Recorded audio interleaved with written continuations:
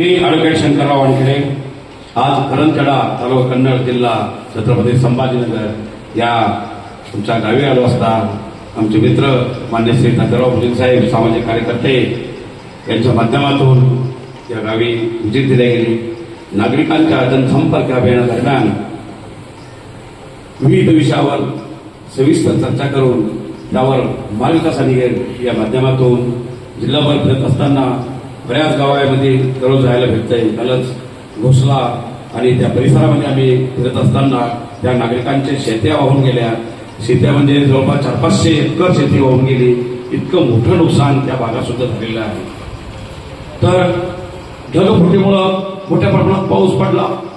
त्या पावसामुळं जवळपास आपल्या या करंजखेडा चिंचोली लिंबाजी पिशोर कन्नड तालुक्यात बाजूला सोयगाव तालुक्यात बाजूला चाळीसगाव तालुक्यात या आजूबाजू जिल्ह्यामध्ये मोठ्या प्रमाणात पाऊस पडला। शेतकऱ्यांनी जी शेती ज्या पावसाळ्यामध्ये जी शेती पिकते त्यासाठी मोठ्या प्रमाणात जी खत बिजोळी घेतली जाते त्या शेतीची मशागत केली जाते।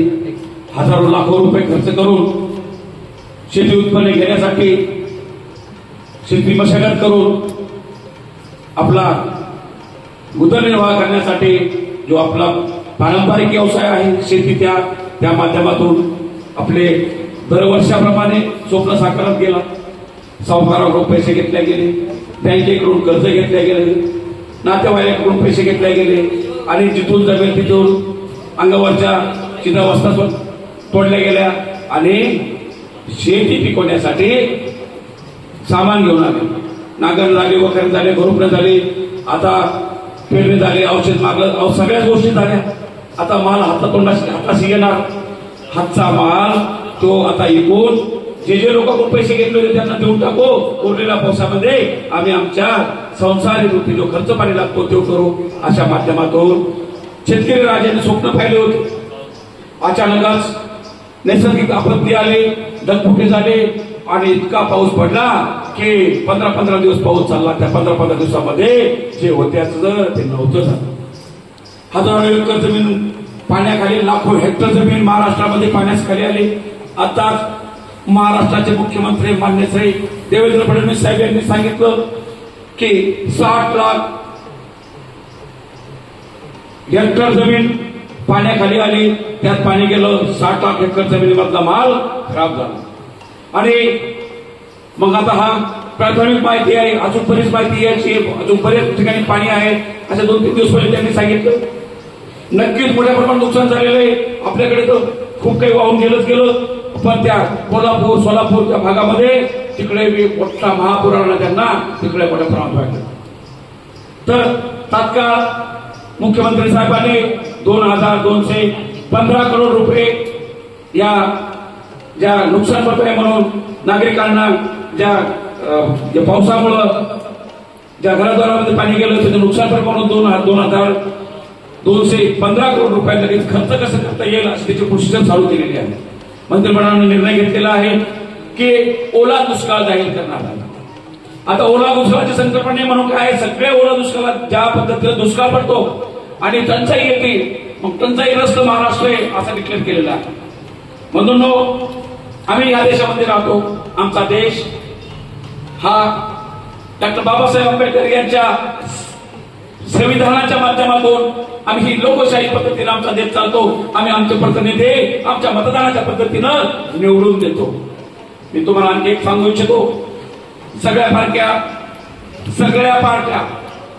सगळ्या सारख्याच असतात, कोणत्याच पार्टीत बदल नाही। आम्ही आम जनता आहे, सामान्य माणसं आहोत, आम्हाला सगळ्या पार्ट्या सारख्याच आहे। आम्ही जनरल जीवन जगतो एकमेकांमध्ये, आमचे नाते, आमचे संबंध, आपल्या आजूबाजूचे लोक हेच आमचा भगवान नाही, बाहेर काहीच नाही। एका दैवत मानतो आम्ही।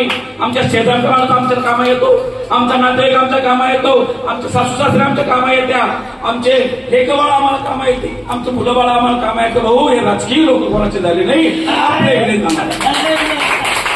मग पण आम्ही या देशामध्ये राहतो।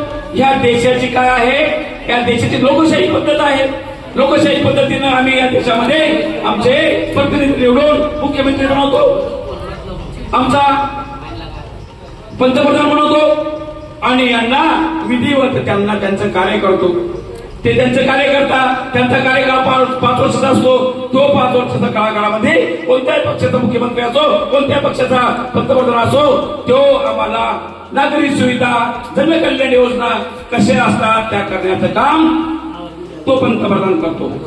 मग तो विरोधी पार्टी त्यांना काही म्हणू, तो आमच्या लेवलचा नाही. आम्ही किती बिघडलो तर ते आमच्यापर्यंत येऊन आमचे आसू पुसणारे नाही. पण आम्ही जर कधी रडलो तर माझी मुलगी कुठे असेल तर ते येऊन आसू पुसायला येईल, माझा जावई आसू पुसायला येईल, माझा भाऊ आसू पुसायला येईल, माझा भाऊ माझ्या दुःखात देऊन सामील होईल. तो काही तिकडचा दिल्लीचा नेता का मुंबईचा नेता माझ्या आम माणसाच्या घरात येणार नाही. बरोबर आहे का नाही? मग आम्ही संसाररूपी जीवन जगणारे लोक आहोत. आम्ही राजकारणावर केलेले भाष्य कोणीही काउंट करत नाही. मग काउंट केव्हा केलं जातं, विचारात केव्हा घेतलं जातं आमचं मत? जेव्हा मतदान असतं तेव्हा आमचं मतदान विचारात घेतलं जातं. आम्ही गल्ली गोळ्या बसतो, कट्ट्यावर बसतो, कट्टा गप्पा मारतो. पण कट्टा गप्पा मारून आम्ही किती कोणा विरोध केला त्याचा काही अर्थ नाही. आमच्याच गावामध्ये 15 पार्ट्याचे लोक आहेत, 20 पार्टीचे लोक आहे. ते एकमेकांबरोबर बोलत्या, तो माझा नेता, तो म्हणतो माझा नेता, तो म्हणतो माझा नेता. भाऊ उद्या तुम्हाला आहे ना तुझ्या बांधला शेजारी काही पाणी गिणी आलं, काही झालं ना, शेजारचा माणूस आहे ना, त्या गिरीत पडलेली जी तुमची जी मोटर आहे ना, काढला शेजारी ना, तो बाहेरचा नेता येईल का? बाहेरचा येणार नाही. शेजारच्या माणसाला बोलणं पडलं, भाऊ ती पाण्याची मोटर आहे, हो त्याला धरू लागले होतं ना.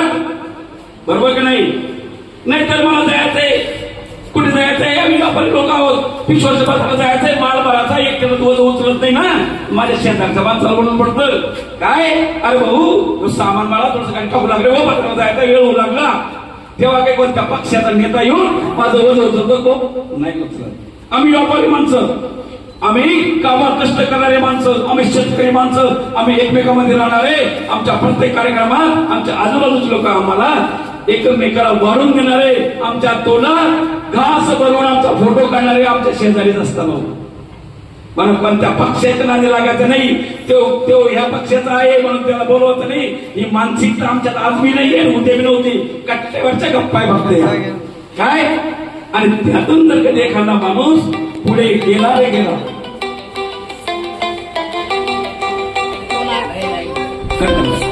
आम्हाला आमच्या एरियाचा दुरुस्त करण्याचे, आमचा एरिया विकास करण्याच्या माध्यमातून जातो. म्हणून कधी ध्यानात ठेवा, आमच्या गावातून नेता मोठा पक्षाच्या माणसाला विचारू नका, पण गावातल्या माणसाला विचारा. आणि कट्ट्यावर गप्पा मारत असताना पार्टीचं धोरण आता घेऊ नका, माणसाचं आता धोरण घ्या.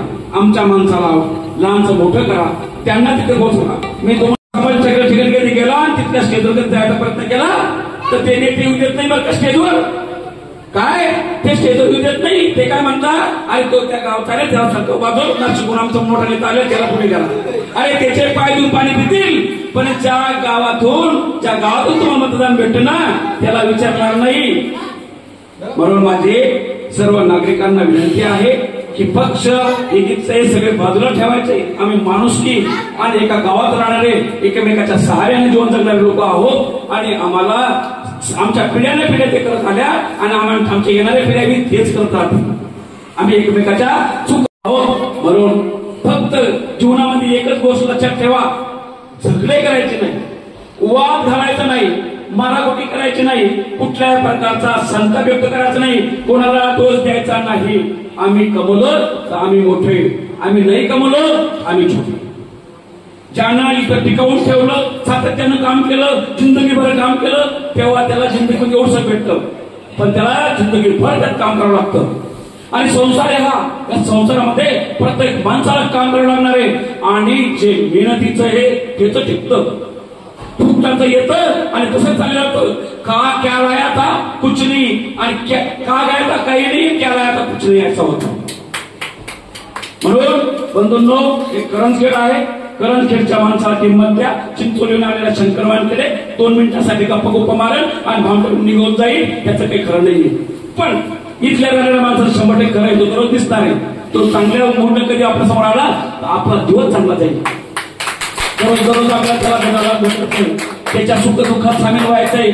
माझ्या घरामध्ये जर कधी माझ्या घरात एखाद्या व्यक्ती कधी खराब झाला, दुखला, तब्येत खराब झाली तर माझ्या गावचाच माणूस कोणीतरी गाडी करेल, कोणी त्याचा उचलू लागेल, कोणी त्याच्या दवाखान्यात जाईल, 4 दिवस त्याचा संघ राहील, सगळे हवाल घेईल, तिथे जाणारा शहरात राहणाऱ्या व्यक्तीच्या घरी जाईल, डब्बा आणल, कॉफी घालल, तो आमचा माणूस दुष्ट करल, सोबत राहील, गावचाच राहील, शेजारचाच राहील ना. म्हणून शेजारच्या संख्येत भांडण येतं. अहो ना गल्लीच्या त्या नालीवर भांडणं करायचे ना, तुझं घर कसं मोठं माझं घर छोटे जन्म करायचं नाही. या देवानं या तकदीरात आहे ना तेवढंच आपल्याला भेटणार आहे. काय ऊपर वाले जो अपने तकदीर में लिखा है वही मिलने वाला, उसके अलावा कुछ नहीं मिलने वाला. ये फूल थापा है या कुछ कोई लेके नहीं आया ना कोई लेके जाने वाला है. या खाली हाथ आया था और खाली हाथ जाने वाला है. इसलिए कोई ज्यादा मैं हूं करने की कोई जरूरत नहीं है. हम बहुत प्यारे इंसान हैं. भगवान ने हमें बहुत अलग बनाया हुआ है. हर इंसान में हर एक खासियत बना के रखी है और उस भरोसे पे वो अपनी जिंदगी गुजार देता है. देशवासियों, जिंदगी जो खुल के जो कुछ नहीं या हम सब सरीके हैं. हम सब सरीके हैं. सिर्फ नाम का है, उसके बाद उतनी खेती है. अरे भाई जब उसके खेत में जाएगा ना उसकी दशा उसको मालूम है. जो 1 एकड़ करता दूसरा एकड़ करके दूसरे को बुलाता, और दूसरा एक दूसरे बुलाएगा, तीसरा एक वो करता नहीं, वो बोलता अरे 8 दिन आदमी बाहर का आता है, 8 दिन के बाद वो बोलता मैं नहीं करने वाला. सालदार रखा, सालदार बोलता है भाई मैं ऐसा करूंगा वैसा करूंगा, वो कुछ लेके जाएगा. भाई या कुछ नहीं रखा, जितना अपने से होता है उतना ही करना है. जिंदगी बहुत अच्छी है जीने वाले के लिए. जो है ना उसका इस्तेमाल करो. किसी की कितनी ही बड़ी बिल्डिंग हो वो हमारे कुछ काम के लिए है. मेरी झोपड़ी है, मेरे लिए सोने का आसीना होता है. क्या मेरी झोपड़ी में जो आसीना मैंने बना के रखा है वही मुझे सोने को मिलता है. उस बिल्डिंग का मुझे कोई पता नहीं ना. मैं सिर्फ दूर से देख रहा हूं तो दूर से दिखने वाला वो समझता है इसलिए वो सोना है, लेकिन वो हमारे कुछ काम का नहीं है. मेरे जेब में कितने पैसे वही मेरी जिंदगी है. इसीलिए भाइयों, चाहे किसी ने कितनी ही बड़ी चाहे किसी ने कितनी ही बड़ी शादी क्यों ना करे हो, क्योंकि मेरे बस में वो शादी करने की जैसी पोजीशन नहीं है. उस शादी का मैं कभी नाम लूंगा नहीं. मेरे बेटे की शादी मैं मेरे हिसाब से करूंगा, क्योंकि मेरे जेब में, मेरे घर में मेरे औकात क्या है वो देख के मुझे चलना है. तो मैं इस सारे देश गांववासियों को बोल रहा हूँ, देशवासियों को बोल रहा हूँ, जो मेरा ये भाषण सुन रहा है मैं उनको बोल रहा हूँ, भाइयों मेरे हाथ जोड़ के आपको रिक्वेस्ट है, अपनी शादी में डीजे कभी नहीं लगाना. क्या खुशियां मनाओ, लेकिन खुशियां मनाने की कोई पद्धत होती है. तो जब रात भर अपने गली में शादी के बहाने डीजे बजाते हो तो बाजू में हमारा 2 साल का बच्चा होता है, उसके कान में उसको छाती में टक्कर होता है, वो इतना तड़पता है वो किसी को बोल ही नहीं पाता. आने वाले यंग जनरेशन के लिए, या फिर मेरे घर में मेरी बूढ़ी माँ है 80 साल की, उसका कलीजा क्या बोलता होगा. कोई 2-2:30 बजे तक कोई डीजे बजा के गली में घूम रहा हो शादी के बहाने, कुछ कार्यक्रम के बहाने, तो मेरी माँ वहां मरने को तड़प रही है, क्योंकि उस डीजे की जो ढोल होते हैं ना, वो शादी के जो ठोके होते हैं ना उसको हिला कर देते हैं. तो इसीलिए मेरी सारे देशवासियों को विनती है कि भाई डीजे मत बजाओ, आराम से बजाओ. 1-2 घंटे बजाए तुम बाहर जाके बजाओ. जो नागरिक वस्ती होती है वहां मत बजाओ. मेरी यही विनती है, चाहे आप जो लेना वो ले लो, डीजे कोई जरूरी नहीं है. खुशियां हमारे दिल से होती है, बजाने से नहीं होती. क्या खुशियां दिल से निकलती है, यहां से, वो ढोल से नहीं निकलती. इसीलिए ये जो भाई हमारे बच्चे बैठे हुए नहीं, ये हमारे देश का भविष्य है. और इनके लिए मैं एक लफ्ज बोलूंगा, ज्यादा लंबा बोला हूं, इनके लिए एक लफ्ज बोलूंगा. इनको पढ़ा लिखा के हमें बड़ा करना. क्या करना है? पढ़ा लिखा के बड़ा करना है. आज हम लोग जागरूक हो चुके, जानकार हो चुके हैं. हमें पता है इस देश में अगर हमें रहना है तो पढ़ लिख के बड़ा अफसर बनना है. हमें पढ़ना लिखना ही है. देश की योजना है कि फ्री ऑफ स्कूल, क्या फ्री ऑफ कॉस्ट स्कूल, कोई खर्चा नहीं है. लेकिन भाई आप सब लोगों के बच्चे हैं, आपके बच्चे स्कूल में जाते हैं. अगर जिला परिषद स्कूल छोड़ दी, जिला परिषद में पैसे लगते नहीं, लेकिन प्राइवेट स्कूल में कितने पैसे लगते हैं. अरे बालवाड़ी नर्सरी में जाने वाला बच्चे को साल में कम से कम 30,000 से 50,000 रुपए डोनेशन ले जाता है. ले जाते कि ले जाते नहीं. फिर सरकार को यह बात समझ में क्यों नहीं आ रही है? क्या इस गांव में इतने बच्चे पढ़ते हैं, प्राइवेट स्कूल खोल के रखे हुए लोगों ने? भाई उन्होंने सेवा के लिए नहीं खोल के रखे, बिजनेस बना रहे हैं।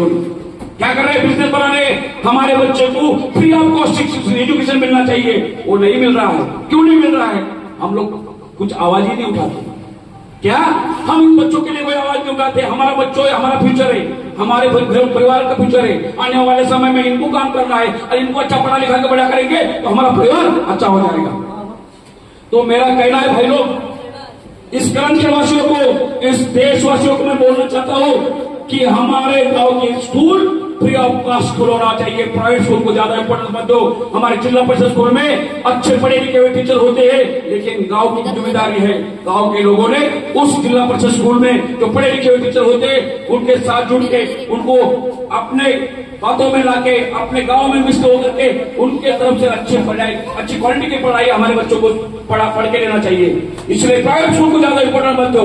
इन लोग बिजनेस वाले होते हैं, हमारे बच्चों के साथ खिलवाड़ करते हैं। जैसा 1-2-3 महीने हो जाते, 6 महीने की फीस लाके बच्चों को बोलते हैं कि बाप तुम्हारे माँ बाप को बोल लो पैसे लेके आने स्कूल में बता। ये सही है कि नहीं है? इसलिए मेरी रिक्वेस्ट है सरकार को, महाराष्ट्र सरकार को रिक्वेस्ट है, प्राइवेट स्कूल को, कोई प्राइवेट स्कूल हमारे राज्य में नहीं होना चाहिए। जो पहले सरकारी स्कूल थी वैसे सरकारी स्कूल हमारे राज्य में पढ़ना चाहिए। उसके वजह से हमारे हर एक बच्चा शिक्षित होगा। मैं देख रहा हूं बहुत सारे लोग, समाज के लोग पढ़ नहीं पा रहे। क्यों नहीं पढ़ रहे? क्योंकि पढ़ाई करने के लिए बहुत खर्चा आ रहा है और हम हमारा खर्चा आएगा, पढ़ाई करने को खर्चा करेंगे। ये बात मेरी आम बात नहीं है, पब्लिक इतनी उससे जरूरत नहीं है, स्टेज कौन सा है वो इम्पोर्टेंट नहीं है। ये बात यूट्यूब फेसबुक से सारे पूरे देश में जाने वाली है। देखो मैं हिंदी में बात कर रहा हूं, हिंदी में बात करने की वजह से पूरे देश में ये बात जा सकती है। इसीलिए जो भी प्राइवेट स्कूल है उन स्कूल को बंद करो। तुम्हारे गांव में प्राइवेट स्कूल आ रही क्यों? जबकि बड़ी बड़ी स्कूल में अपने सरकारी स्कूल है, बड़ी बड़ी स्कूल है, अरे वहां बच्चे जाएंगे तो वो भी अच्छे पढ़ाएंगे। प्राइवेट स्कूल को तुम ज्यादा इंपोर्टेंस मत दो। इन्होंने बिजनेस रखा है और हमारे बच्चे पढ़ नहीं पा रहे। एक आदमी के घर में 2 बच्चे 3 बच्चे, अरे वो छोटे से 50-50 हजार दो, उनको 1 लाख रुपए 2 बच्चों को फीस देने में जाना है। इसलिए ये आजू बाजू में जो मेरा बात सुन रहा होगा उन्होंने अपने अपने गांव में प्राइवेट स्कूल बंद करना होगा। क्या प्राइवेट स्कूल रखना ही नहीं, हमें सरकारी स्कूल पढ़ाओ, सरकारी स्कूल को ज्यादा इंपोर्टेंस दो, उनको सरकार से पैसा दो, उनको बड़े बड़े मैदानी बनाओ, हमारे बच्चों को भी उस स्कूल में डालो। तो कहने का मतलब ये है, अच्छा योजना है, कल्याणकारी योजना हमारे देश में लाना चाहिए। कल्याण, हमारे देश का कल्याण होना चाहिए। हमारे आने वाले जनरेशन को 100% हमें एजुकेटेड बनाना है तो हमारों को भी उस सरकार में शामिल होकर काम करना पड़ेगा। कोई भी चाहे कोई भी चुन के आओ, लेकिन हम खंदा लगा के तो देश चलाएंगे। इस तरह से हमें सोच रखना पड़ेगी। भाई और बहनों, हमें बहुत बात करना है, लेकिन एक मंच हमारे एक जगह पे नहीं कर पाएंगे। हम इसीलिए गाँव गाँव करते हैं और कल्याणकारी योजना इस देश में चलाने के लिए हम हमारे दिल से बातें करते हैं। हमने किसी ने हमें कहा नहीं कि भाई तुम ये बात करो वो बात करो, लेकिन इस देश ने, इस जगह में हम छोटे से बड़े हो चुके हैं। इससे बुद्धि के हमारे पे भी एहसान है, हमारा भी करते हुए। हम जब बच्चे थे हमें भी शिक्षा की कमी थी।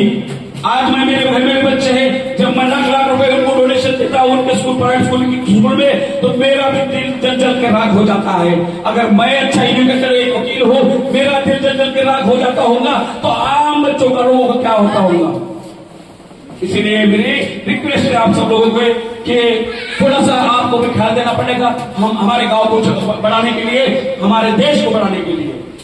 काफी लंबी बात हुई, आप लोगों ने मुझे यहाँ बात करने का अवसर दिया। हमारे मूसा भाई साहब, हमारे मंजूर भाई साहब करंजखेड़े में, इन लोगों ने हमें अच्छी तरह से बात करने का मौका दिया। हमारे दोस्त माननीय श्री ताजराव जी गुजन साहब, इन्होंने कहा कि भाई यहाँ में बात करना चाहिए। और ये रईस भाई हमारे करंजखेड़ के मशरूम नामो और मोहन भाई, देखो भाइयों, हम एक थे और एक ही रहेंगे। जब चुनाव आएंगे फैसला जीना है शान से। हमारी जिंदगी, हमारा परिवार है, हमारी लाइफ, हमारे बच्चे हैं, उसके अलावा ये जिंदगी में कुछ भी नहीं है।